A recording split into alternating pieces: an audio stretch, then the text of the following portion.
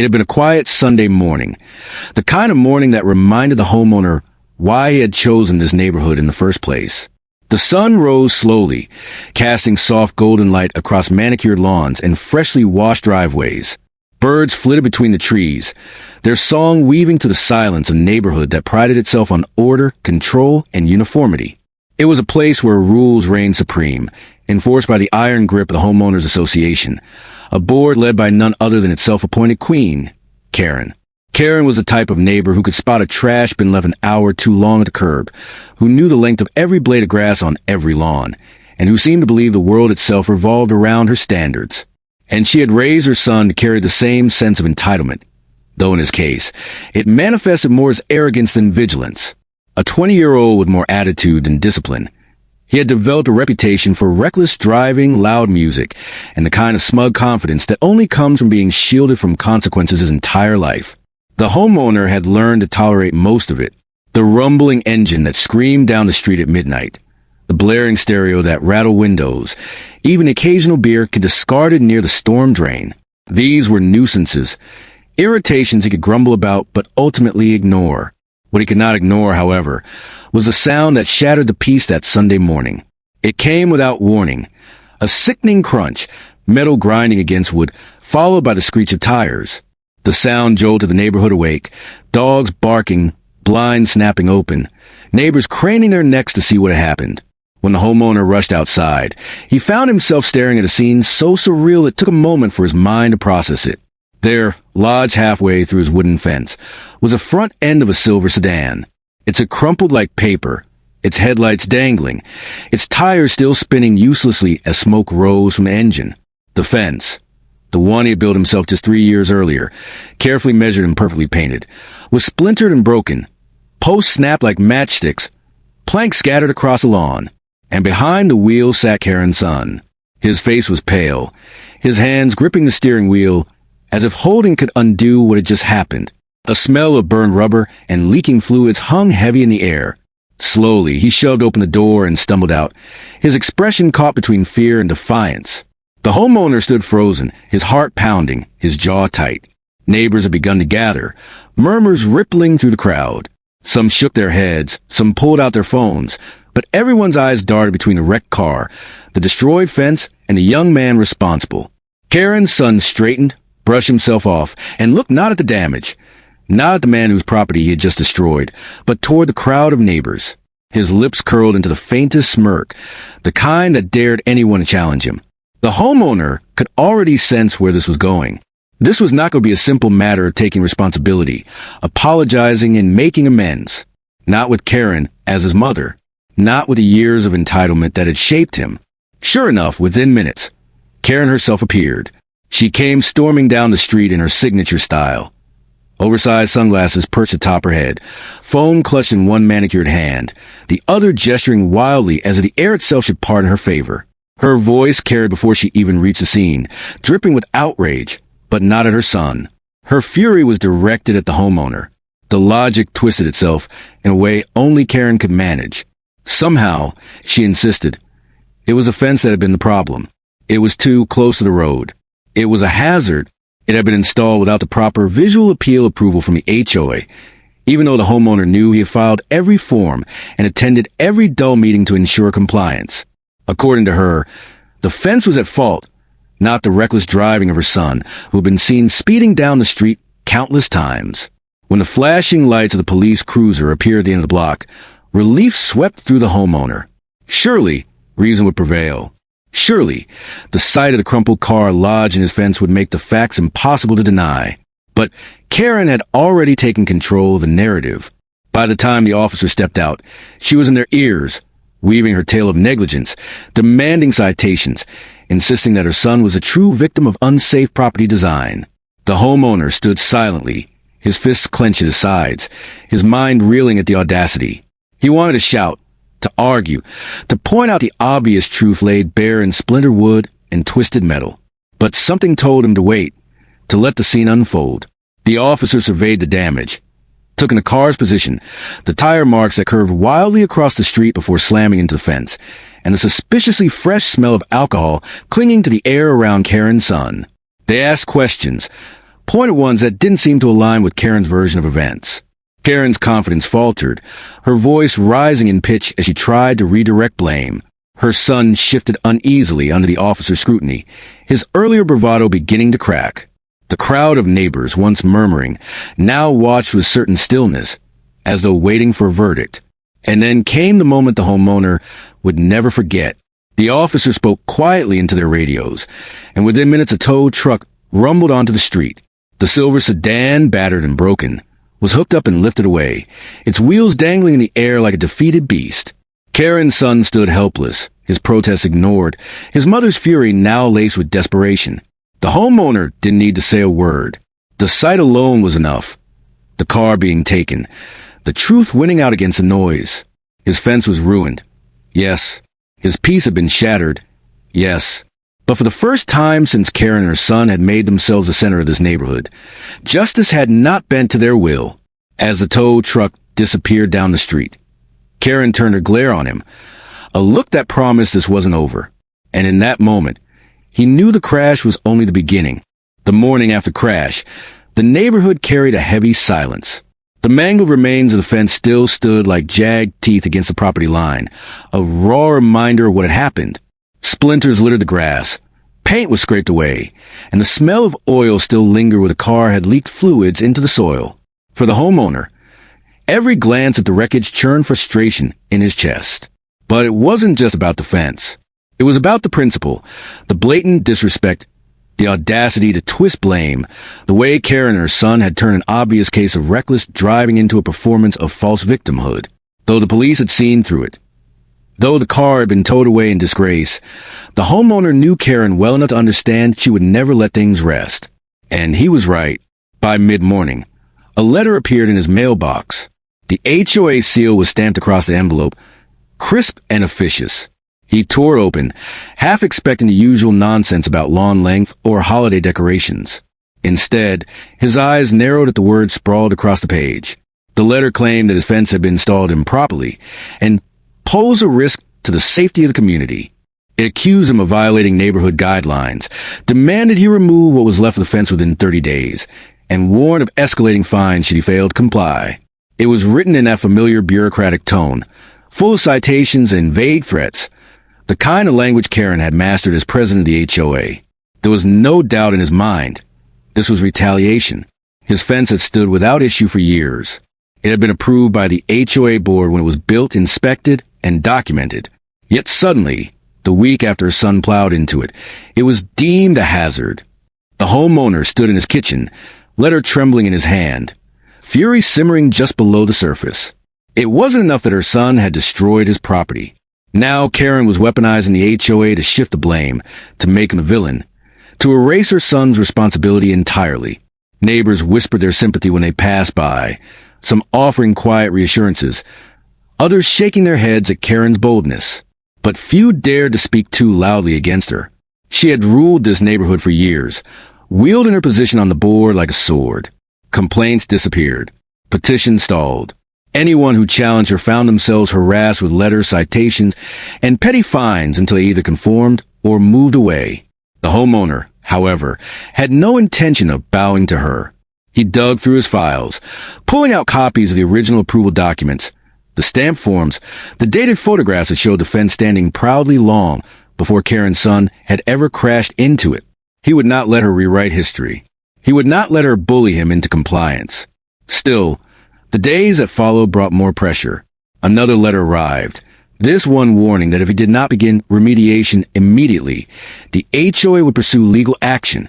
Then came the notices taped to his front door, worded like official citations, each carrying the same false accusation. The fence was his fault. Karen, of course, made her presence known at every turn. She strutted down the street with her usual flair, sunglasses perched high, her voice carrying just enough to ensure others could hear her pointed remarks.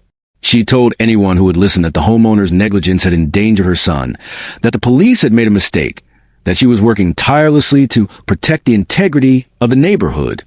At one point, she even hosted a so-called safety meeting in her driveway. Folding chairs lined up in neat rows, a makeshift podium set out, and neighbors reluctantly gathered as she spoke about hazardous property features and a need for stricter oversight. Her son lingered nearby, arms crossed, smirking as though he'd already won. The homeowner watched from his porch, his blood boiling. Every word that left her lips was a lie. Every gesture performance designed to cement her narrative. She wasn't just trying to punish him. She was trying to rewrite the story entirely, to erase her son's culpability and leave him branded as the reckless neighbor who endangered everyone else. But beneath the frustration, a plan began to form. If Karen wanted to turn this into a war of paperwork and rules, then he would meet her on that battlefield. He knew her weakness, her arrogance. She believed she could twist the bylaws however she pleased, but he knew the rules too, and unlike her, he kept receipts. He began documenting everything. He photographed the damage, measured the fence line, compiled the original approvals, and even gathered statements from neighbors who had witnessed the crash. He called his insurance company, who in turn demanded information from Karen's son, putting legal pressure squarely where it belonged. Slowly, the tide began to shift. But Karen wasn't finished. Her campaign escalated. Anonymous complaints began arriving at the HOA office. Claims about untrimmed hedges, about improper trash storage, about unauthorized modifications to his home. Each was baseless, but each forced him to respond, wasting his time, draining his patience. It was death by 1,000 paper cuts, and she wielded every blade with precision. The homeowner, however, refused to bend. Each letter was met with evidence, each accusation dismantled piece by piece. And though it frustrated him, it also hardened his resolve. He had spent too long letting Karen's rule go unchallenged. If she wanted to fight, then she would get one. The breaking point came one evening when he returned home to find yet another letter taped to his door. But this one was different. It wasn't about the fence or the hedges or the trash bins. This one declared that if he did not comply with HOA orders, they would place a lien on his home. That was when the homeowner realized Karen had no intention of stopping. She wasn't satisfied with shifting blame. She wanted to crush him completely. And in that realization came clarity. This wasn't just about the fence anymore. It wasn't just about her son's reckless driving or the wreckage left behind. This was about control, about power, about whether one person could bend an entire neighborhood to her will. The homeowner looked at the shattered remains of his fence one last time, his jaw set, his resolve unshakable. If Karen wanted war, then war was what she would get. The days that followed stretched like taut wire, tension humming through every corner of the neighborhood. Karen moved as though she had already secured her victory. Her head held higher than usual, her sunglasses flashing like armor. She relished the whispers, the glances, the way people seemed to tread carefully when she appeared. To her, it was proof that she still held dominion. But beneath her performance, cracks were beginning to show. The homeowner, rather than buckling under the weight of her threats, had begun his counterattack. Quietly, carefully, he built his case piece by piece, each document, each photograph, each witness statement stacked neatly into a growing arsenal. The first step had been insurance.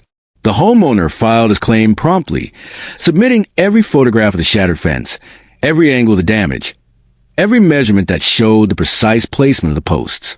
When the adjuster visited, there was no question about liability. The skid marks told the story better than words ever could, an erratic path veering off the road, tearing through grass, ending in the fence. The adjuster made note of the car's trajectory, of the splinters scattered across the lawn, of the fluid staining the earth. And when asked about the driver, the homeowner pointed directly to Karen's son. Insurance companies thrived on facts, not performances. They didn't care for Karen's theatrics or her carefully crafted narrative. They saw numbers, responsibility, accountability. And soon, a letter was dispatched, not to the homeowner, but to Karen and her son, demanding coverage for damages. It was a small victory, but one that stung Karen deeply. For years, she had lived in a world where her word overpowered truth. Now, she faced a system she couldn't bend with sheer force of will. The homeowner, emboldened, pushed further. He compiled a report for the city, outlining the reckless driving that had plagued the street for months. He included timestamps, video footage captured from a neighbor's doorbell camera, even testimony from parents whose children had been nearly struck by the roaring silver sedan on late nights. The city officials, unlike the HOA, had teeth.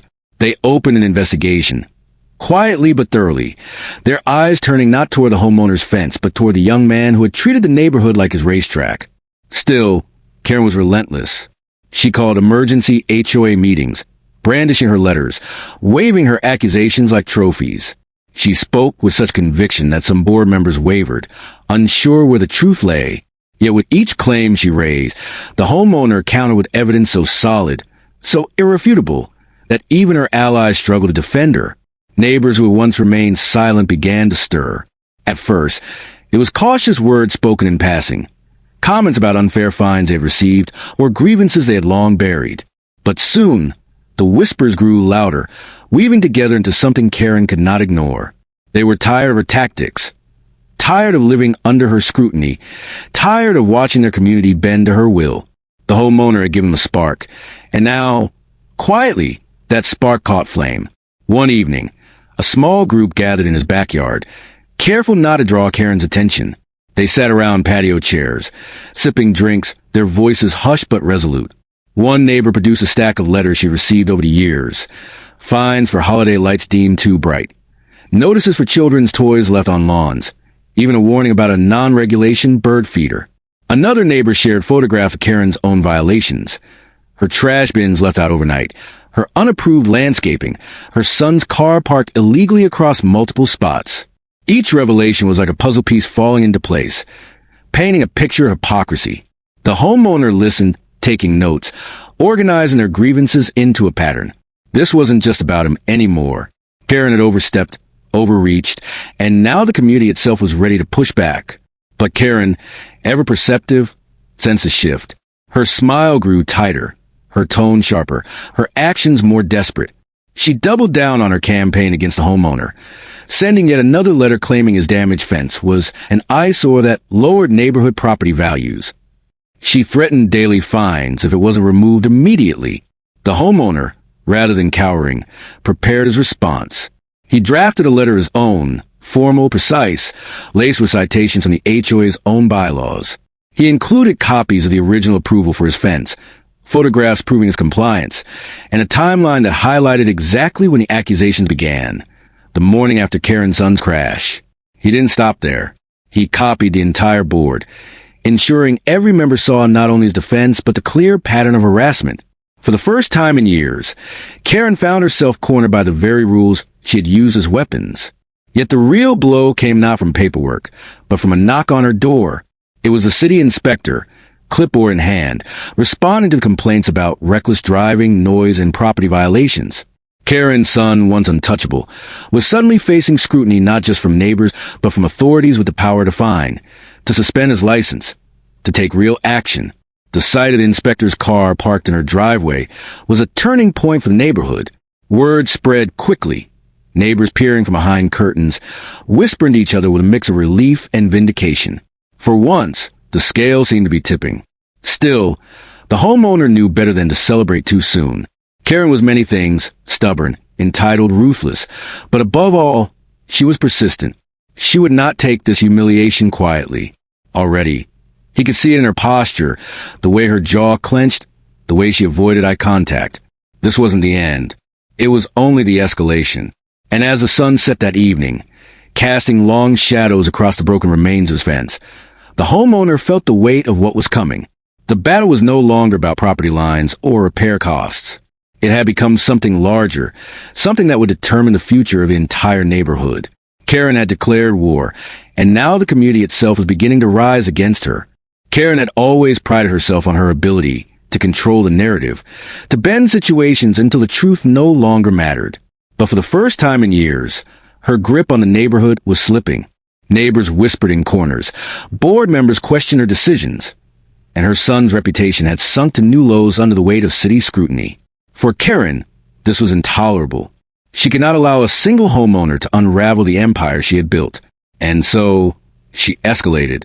The first strike came in the form of a certified letter, delivered with unnecessary ceremony by a courier who knocked 3 times and waited until the homeowner signed for it. The envelope was thick, the letter inside dense with legal jargon. It accused the homeowner of creating a hostile environment, of engaging in slanderous behavior, and of undermining the authority of the HOA board. Attached was a formal notice. Karen was threatening legal action if he did not immediately comply with her demands to remove the damaged fence and pay fines she'd invented out of thin air.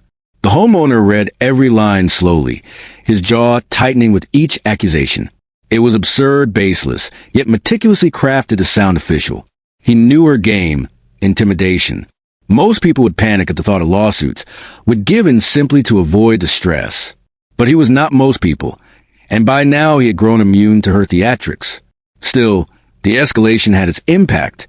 Neighbors who had begun to rally behind him now looked uneasy, unsure if they wanted to be dragged into what was becoming a legal battlefield. Karen capitalized on their hesitation, fanning their fears with whispered warnings about liability and financial ruin. At HOA meetings, she sat tall at the head of the table, painting the homeowner as a reckless troublemaker who threatened the stability of the community. The board, split and weary, struggled to keep up with her barrage of motions and citations. Some still supported her, swayed by years of loyalty or fear of reprisal. Others had begun to doubt, quietly questioning whether the HOA's resources should be used to pursue one man so relentlessly. But Karen pushed harder, drowning their hesitation in her relentless tide of paperwork and persuasion.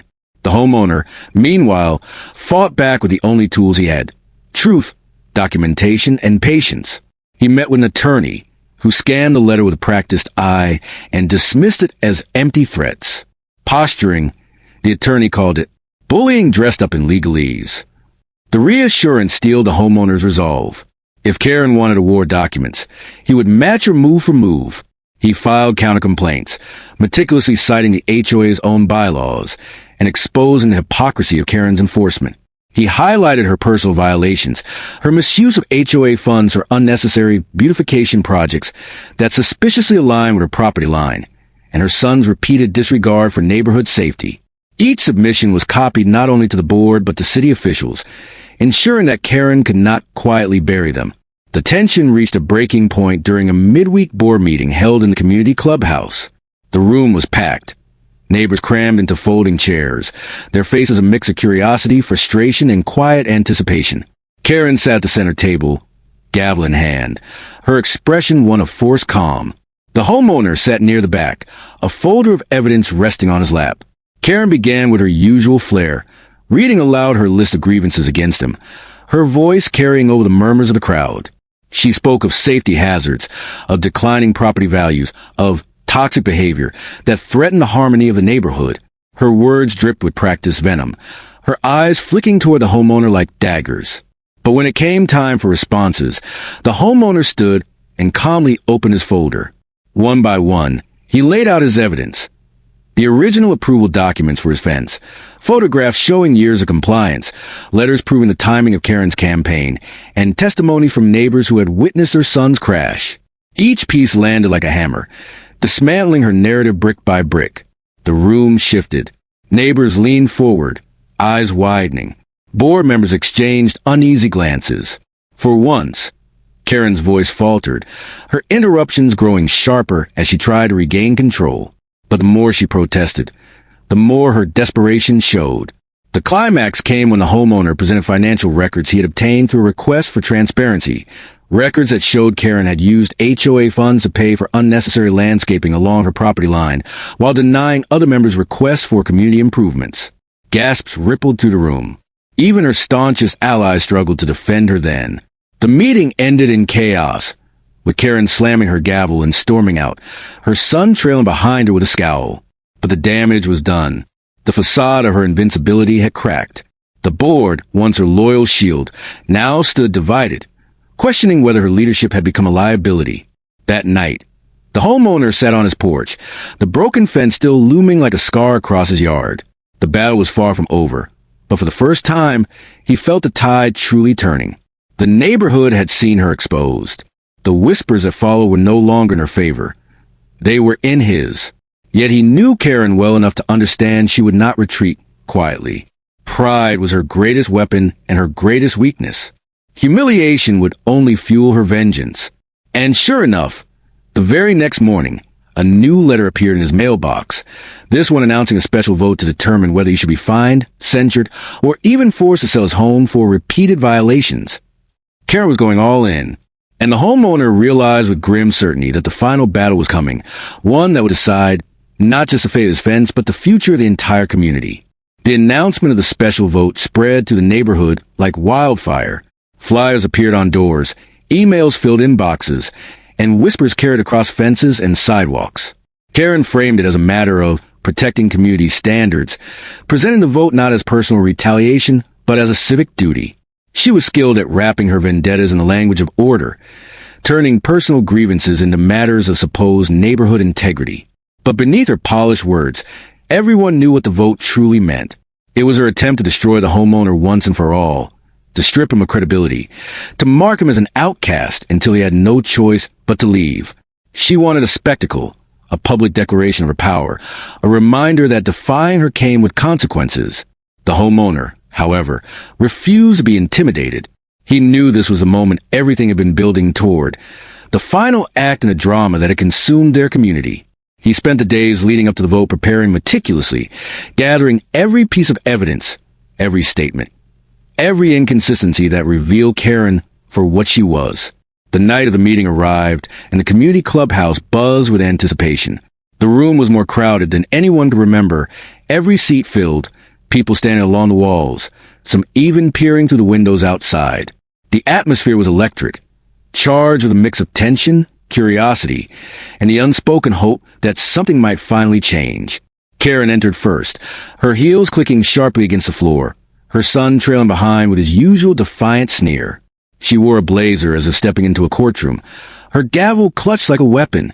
She moved with forced confidence, though her eyes darted quickly around the room, as if gauging loyalty in every face. The homeowner entered quietly, folder in hand, his step steady. He took a seat near the front this time, no longer hiding in the back, his presence calm but unyielding. Neighbors greeted him with small nods, subtle gestures of support that spoke louder than words. Karen called the meeting to order, her voice loud, commanding, dripping with the authority she had clung to for years. She outlined the charges: repeated violations, failure to maintain property, endangering the safety and appearance of the neighborhood. She spoke as if the matter was already decided, as if the vote was a formality rather than a choice. Her son sat nearby, arms folded, smirking at every word. Then came the homeowner's turn. He stood, opened his folder, and began to lay out the truth with quiet precision. He showed the original approval documents for his fence, complete with signatures from board members past and present. He displayed photographs of the fence before the crash, pristine and compliant. He produced statements from neighbors who had witnessed the accident, each confirming that Karen's son had been speeding, reckless, and wholly responsible. The room grew restless, neighbors shifting in their seats as the pieces came together. Karen tried to interrupt, slamming her gavel, accusing him of lying, but each time he calmly produced another document, another fact, another irrefutable point that silenced the protests. And then came the evidence that shifted the room entirely. From a small stack, he produced the financial records, proof that Karen had used HOA funds for personal landscaping projects, spending association money to beautify her own property while rejecting requests from others. He pointed out the discrepancy in the books, the paper trail that led directly to her. Gasps echoed through the room. Neighbors murmured, heads turning toward Karen with wide eyes. Board members stiffened, their faces betraying unease. Even her son's smirk faded as the weight of the evidence sank in. Karen's composure cracked. Her voice rose, shrill and defensive, her hands trembling as she banged the gavel in a desperate attempt to restore control. She accused the homeowner of fabricating documents, of conspiring with others, of leading a witch hunt against her. But her words no longer carried the same force. The crowd, once cowed by her authority, now saw desperation where they had once seen power. The homeowner didn't need to shout. He didn't need to argue. He simply stood his ground, letting the truth speak louder than her fury. And in that silence, the neighborhood made its decision. When the time came for the vote, the room held its breath. Slips of paper were passed out. Pens scratched quickly, ballots folded and dropped into a box at the front. Karen watched each hand that moved, her eyes darting nervously, her knuckles white around the gavel. Her son glared at anyone who dared glance in his direction. Finally, the votes were tallied. The results were read aloud by one of the board members, a man who had once supported Karen, but now could no longer deny what was right. The decision was clear, undeniable, and devastating for her. The motion to fine and censure the homeowner failed by a wide margin. Not only had she lost, but the vote had shifted the spotlight directly onto her. Neighbors were no longer whispering quietly about her misdeeds. They were speaking openly, demanding accountability, calling for answers. The homeowner sat quietly, the faintest flicker of relief crossing his face. The war was not over, but the tide had turned irreversibly. Karen's empire, once unshakable, was crumbling under the weight of her own arrogance. As the meeting dissolved into chaos, neighbors confronting Karen, board members scrambling to restore order, her son shouting over the noise, the homeowner slipped out into the night. He walked home beneath the glow of the streetlights, the cool air steadying his nerves, his eyes settling once more on the broken fence that had started it all. It still stood there like a scar, jagged and raw, but now it symbolized more than damage. It symbolized resistance. It symbolized truth cutting through lies, community rising against tyranny, a reminder that even the loudest voice could be silenced by enough truth. Yet as he stood there, he knew one thing with certainty. Karen would not accept defeat quietly. She had been humiliated in front of her neighbors, exposed in front of her board, and humiliation was the one wound she could never allow to heal without vengeance. The final confrontation was coming. The morning after the vote, the neighborhood felt different. There was a shift in the air, subtle but undeniable, as though a storm had finally passed and the clouds were beginning to break. For years, Karen's shadow had loomed over every lawn, every holiday decoration, every trash bin left a moment too long at the curb. Her rules, her fines, her threats had defined daily life. But now, after the spectacle at the clubhouse, her authority had fractured. Neighbors who once avoided her gaze now exchanged knowing looks. Conversations that had been whispered behind closed doors were spoken aloud across fences and driveways. And for the first time, Karen seemed smaller, not in stature, but in presence. She had lost her grip, and everyone knew it. But if the community expected her to retreat quietly, they underestimated the depth of her pride. Karen struck back with the only weapon she had left: noise. She filed appeals, demanded emergency meetings, called the police for trivial complaints, and sent a fresh wave of HOA letters accusing the homeowner of everything from improper shrub trimming to disrupting neighborhood harmony. Each effort was louder, more desperate, and less effective than the last. The police, already familiar with her antics, dismissed her calls. The board, embarrassed by her exposure, delayed her motions and quietly sought ways to distance themselves. Neighbors ignored her letters, some even laughing openly at her attempts. What had once been fear was now mockery, and it cut deeper than any defeat. Meanwhile, the homeowner rebuilt his fence. Slowly, steadily, each post replaced, each plank measured with care. Neighbors offered to help, some bringing tools, others stopping by with drinks or simply lending a hand to hold boards in place. It wasn't just about the fence anymore. It was a quiet act of defiance, a communal statement that Karen's reign was no longer absolute. Every nail driven into the wood echoed with resilience. Karen watched from across the street, her son pacing beside her with restless energy. They glared, muttered, gestured, but did nothing. For all their bluster, they were powerless to stop the reconstruction. The sight of that fence rising again, stronger, straighter, brighter than before, was a daily reminder of their failure. And then came the final blow. The city's investigation into reckless driving concluded, and the results were damning. Karen's son was cited for multiple violations, his license suspended, his vehicle impounded pending fines and mandatory courses. The report included complaints from neighbors, video footage of his reckless speeding, and detailed records of disturbances. It was an official record that no amount of spin could erase. When the news reached the neighborhood, there was no celebration, no cheering, just a quiet, satisfied acknowledgement that justice had been served.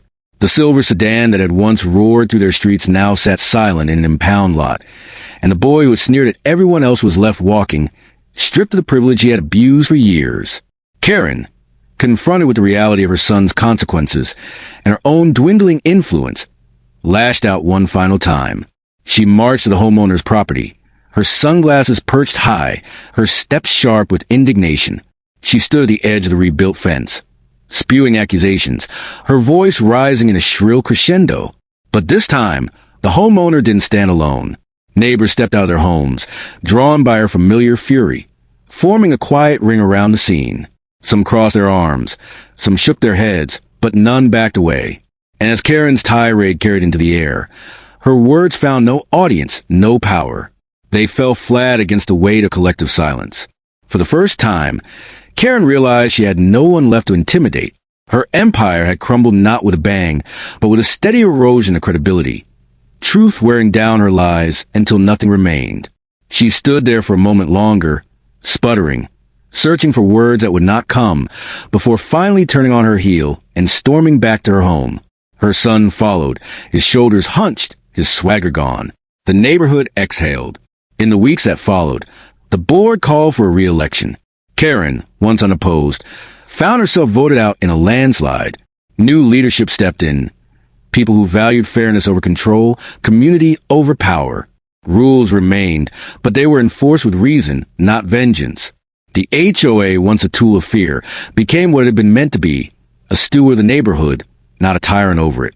The homeowner's fence stood tall, stronger than before, painted fresh, its lines straight against the horizon. To him, it was more than wood and nails. It was a symbol of endurance, a reminder that truth, when armed with patience and persistence, could outlast even the loudest voices. Neighbors gathered more freely now.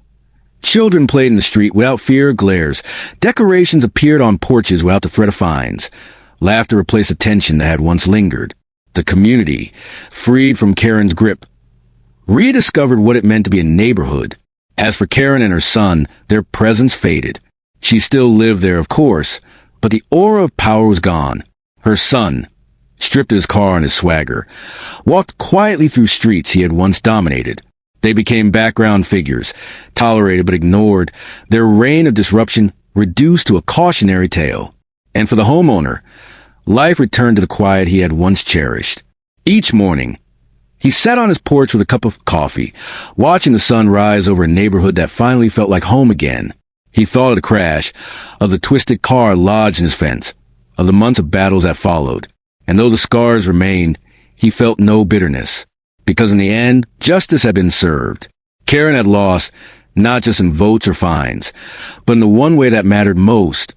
She had lost control, and in her downfall, the neighborhood had won back its peace. The fence stood tall. The community stood stronger. And Karen's reign was nothing more than a memory,